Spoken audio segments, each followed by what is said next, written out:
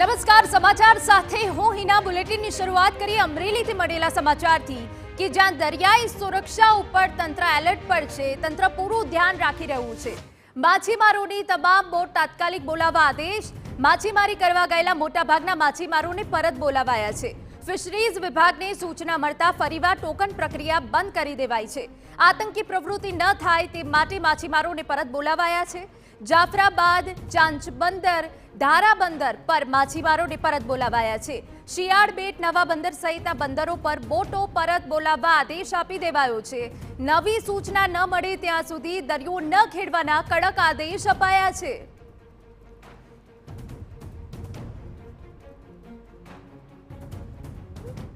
સંવાદદાતા જયદેવ કાઠી વધુ વિગતે વાત કરવા જોડાય છે. જયદેવ, પૂરી વિગત.